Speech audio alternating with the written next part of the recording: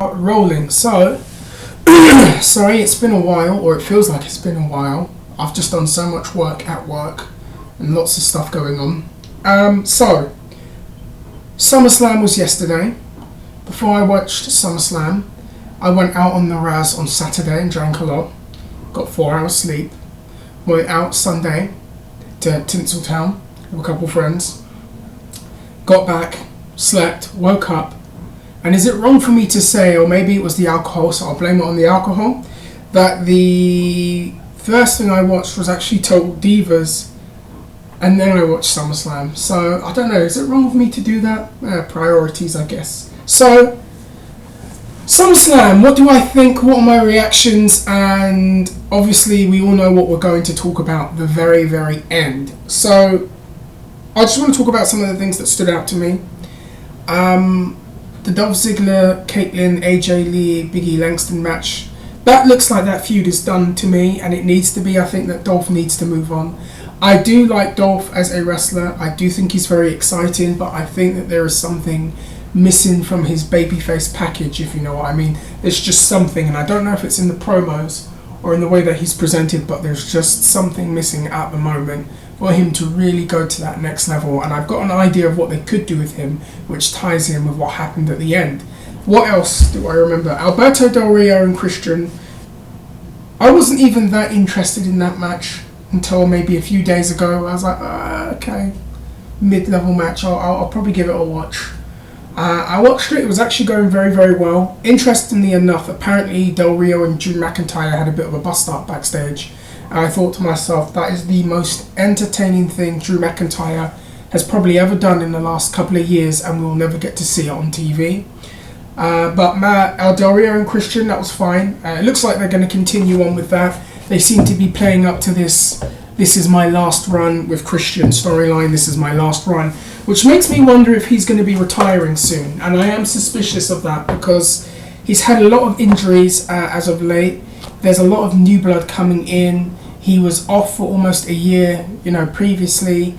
And I don't know, maybe it's just the angle, but maybe there's something behind that. But it wouldn't surprise me if he retires in the next year or so, because I'm not sure what they're going to do with him or where they're going to go with him. Other things that I remember, the Wyatt family and Kane match. Now, of all the undercard matches outside of Lesnar Punk and Bryan Cena, this seemed like one of the most heavily promoted matches on the undercard. So they build up this match between Bray Wyatt and Kane, which in some ways was a good thing. And they've built up the Wyatt family very well through the video packages. And the match happens. It's an Inferno match. And it was kind of the crowd were very into it. That's the feeling I got. Maybe when I rewatch it, I'll change my mind. The crowd were very into it, but the match felt very flat. And I actually started to have that thing in my head where maybe Kane was not the best opponent for Bray Wyatt to be in there with, because you want someone that is going to basically know how to make Bray look like a killer. And I'm not saying that Kane can't do that, because I think he did a great job with Roman Reigns in the TLC match and made Roman Reigns look significantly better than what he actually was at that point. But in this match, where it's a one-on-one match and it's not a multi-person match, I think it kind of hurt the match in some ways, and I think it a little bit hurt Bray, because I'm sure they wanted him to really start off with a bang from an in-ring point of view. Either way, the guy's still very talented. He won the match. It looks like Kane's going to be written out for a while because he's doing the film. And it's a good way to kind of put heat in the character. If they want to have some continuity and build this character up, maybe keep having him say, I've taken out Kane, I've taken out this person, I've taken out that person, I've taken out this person, and run with it there. Give us 2 seconds while I have a sip of my tea. Bloody hell, almost burnt my throat. Anyways, what else? I watched the Rob Van Dam, Dean Ambrose match. It's interesting that the Shield have become kind of de-emphasized, and it's interesting that since the Wyatt family have been on TV, I've noticed that we see more of the Wyatts than the Shield, and that is a video in itself if the Wyatt family have overshadowed the Shield, and I'm thinking about doing that pretty soon. Anyways, yeah, they were barely on the show if I can even remember. and it looks like they're supposed to be feuding with Mark Henry and Big Show and RVD. So that looks like that's going to be happening. But let's get to the meat and potatoes. Brock Lesnar, CM Punk. I think that this match was better than Cena Lesnar. That this might be one of the best matches in all of wrestling, and I'm including New Japan and ROH and All Japan and Mexico and the independents outside of that. This might have been one of the better matches of the year thus far. I loved it. I loved the physicality. I loved the grappling, the triangles and the Kimuras. I loved the entire match. I loved that, Heyman was involved. I loved it when he grabbed him by the tie. It was a bit comical looking, but it was great. It fits the character. I loved the entire match, and it got to a point where you could believe that CM Punk was actually going to win, which was the art, because you look at the two of them, Punk looks the way he does, Brock looks the way he does, and it became a little bit believable that Punk might know how to win this match, which was fantastic, which really got me into the match. And I think the right person won, and I enjoyed the match. I enjoyed the ending. I was so happy when Brock Lesnar won. I was like, yes, Brock. I'm a Brock Lesnar mark, as you know, and it's good. I'll tell you what, one of the reasons why I enjoyed this was because, I'll be honest, the Triple H Brock Lesnar feud squeezed and sucked the life out of me. I did not want to see another match with those two in it. I barely liked the first one at SummerSlam. The match after that was just like, oh, do we have to? And then the match after that was just, I didn't really want to watch. It was a chore. So it was good to enjoy Brock Lesnar in there with CM Punk. I loved it, and I really enjoyed it. I don't know what they're going to be doing. I think they're going to do Undertaker and Brock Lesnar again pretty soon. So maybe at WrestleMania, possibly. So I can see it happening. Anyways, now we talk about the main event, and I am going to take a deep pause. Let me get my mug of tea. Let me have 2 sips. And let's cut straight to the meat and potatoes of it. I really liked this match. It was a lot of fun. It was not better than Lesnar and Punk. But Bryan and Cena was excellent in its own right. And I think that the fans in attendance got a great show on the basis of those 2 matches. And Bryan looked like an equal to Cena, and that really helped Daniel Bryan. In a way, they have elevated Bryan in a way that I didn't think they would do. I've always been a huge fan of his from 2001 when he got released from developmental, then when he was in Ring of Honor in 2002 and he was just the American Dragon. All his time throughout the independents, I've always been a fan, and I've always been an advocate of his. And if you go back and watch my old videos, I was one of the people arguing with others that would say that Bryan doesn't have the personality to get over in the company, and I was one of the people that saying he clearly does, he knows how to do that. And I felt very, very justified in saying that when you can see all the fans doing the yes chants, and they've really connected with him. And I would say he's almost on par or on level with CM Punk right now, like as the 2 and 2 baby faces and Cena at the top. And I think that Bryan is there, and I'd even say that at times I've heard Bryan get louder and stronger reactions than Punk has. So that match was great. I loved the ending. I loved the bits afterwards when he shook his hand and he let him have his moment. And let me just get my tea again. And it seemed to be where they almost made you forget a bit about Randy Orton coming out. And he's having his moment. Orton comes out. It looks like a tease, like for the end, with him holding the briefcase at him. And Bryan is daring him to come in, which I think was quite a good thing, that Bryan wasn't backing down. He's not scared of a challenge. Orton walks off. Hunter runs up, pedigrees him. Orton comes back in, gives him the briefcase, cashes it in. 1, 2, 3. Orton is now the new WWE champion. So Bryan was champion for all of maybe 6 to 7 minutes, maybe.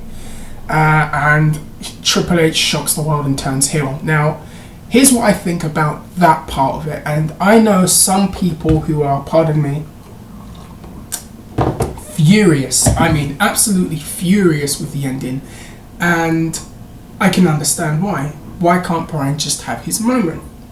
But I think that we knew in advance that when Randy Orton won the Money in the Bank briefcase, and he'd lost to Bryan a few weeks before by submission, that there seemed to be some setup for those two to have a feud in the autumn. And when Orton came out, did I say autumn or the autumn? Oh, God.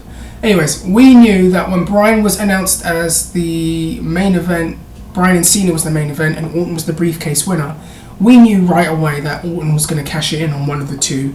And we knew more than likely that Bryan will win and Orton will cash it in on Bryan, turning him heel. But we did not expect to see Triple H as part of the heel turn. And what do I think of this? If this sets up an Orton-Bryan program for the next few months, then that's good. I'm all for that because I like their matches. It's a main event that hasn't really been done before on their programming, and they do need fresh main events. Orton is a heel champion, and as a heel is excellent. It's always good. I always think he's a significantly better heel than he is a babyface, and I know he can work much better there. And if the end game is to elevate Bryan and make him chase after Orton, that's a good thing, because with heel and babyface programs, the babyface needs to have a reason to go after the heel.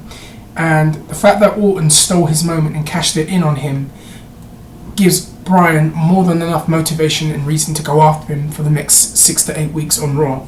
Now, the one thing that I do have a fear about is Triple H.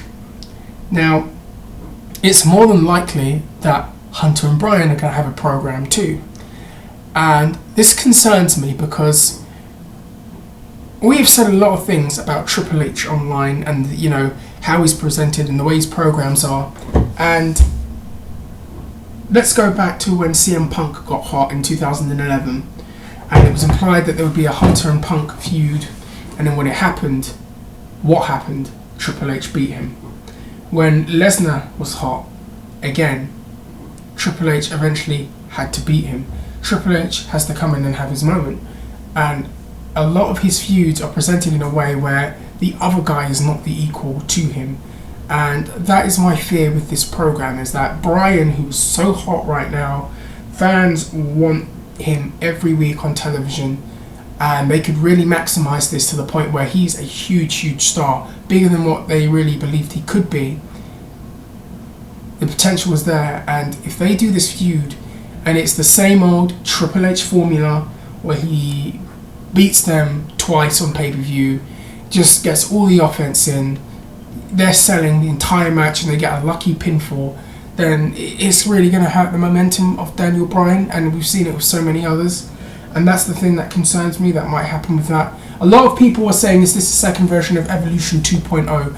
Are Hunter and Randy now going to be allies? And I know a lot of people are saying, Evolution, is this the second coming? If it is, I just think it's going to be a Hunter and Randy alliance. I don't see the second coming of Evolution, unless Batista gets resigned, but he's not doing that because he's in Brighton right now in London filming Guardians of the Galaxy, a film I'll probably watch. So I don't necessarily see that, but I can see like some kind of stable with them. And if that's the case, then they're going stable heavy right now because you've already got the Shield, you've already got the Wyatt family. Do we really need Evolution? No. If it's just a two-man alliance, then yeah. If it's a two-man alliance where Hunter is the genius behind the whole operation, I mean, that's going to be a bit annoying. We'll be interested to see. And the thing is now, apparently this is going to set up the WrestleMania season because it's rumoured that Hunter and Vince and Stephanie are going to have a feud over control of the company. Hunter turns heel. Vince is a babyface, which is hard because Vince is likeable as the plague. And it's going to apparently tie in with The Rock coming back, and apparently The Rock's going to be involved in this feud. So that's setting up WrestleMania. And Hunter, basically, if you've watched the post-match videos on WWE.com, it seems to be suggested that Hunter has become like Vince McMahon, that he does not want Bryan as the champion, really, and he was using Bryan as a pawn.